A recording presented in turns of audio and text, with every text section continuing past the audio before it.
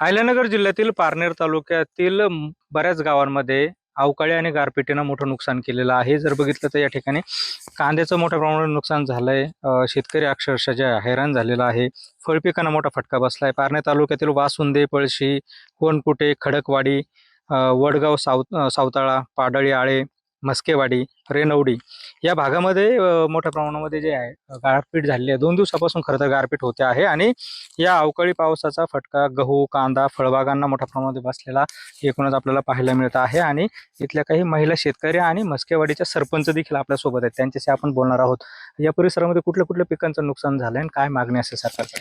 नमस्कार. गेले 4-5 दिवसापासून मस्केवाडी गावामध्ये खूप मोठ्या प्रमाणात पाऊस होत आहे. पण विशेष म्हणजे 2 दिवसापासून मोठ्या प्रमाणात गारपीट या ठिकाणी झालेली आहे.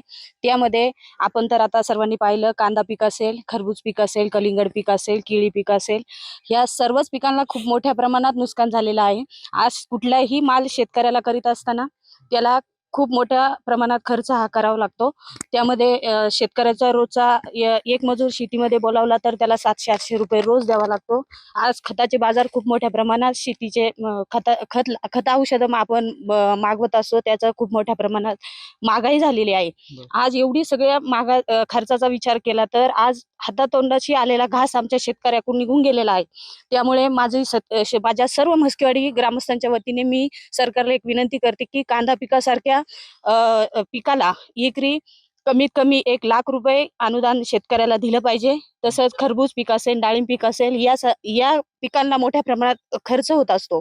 या पिकाला सुद्धा कमीत कमी 2 ते 3 लाख रुपये अनुदान आमच्या शेतकऱ्यांना मिळलं पाहिजे.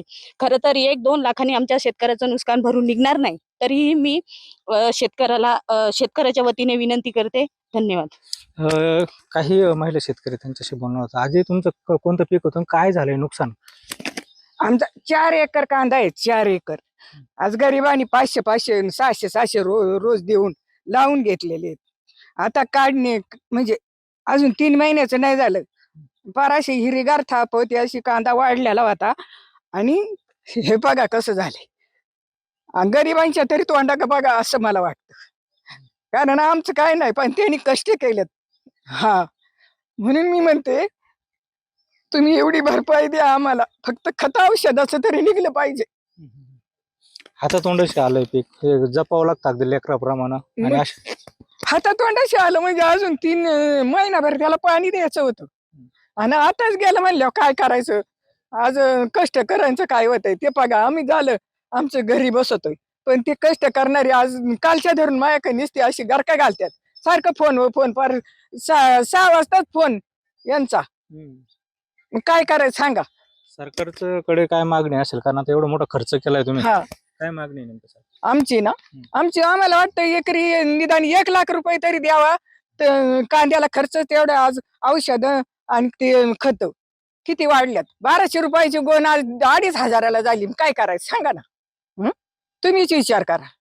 आता उन्हाळ्यात पहिल्यांदाच असा पाऊस होतोय, एकदम पावसाळ्यासारखा. तुम्ही पहिल्या गाराचं डिग लागलं, ते आता पात काय उतारणार का? एवढ्या बोट्या काढायच्या आणि त्याला भाव नाही.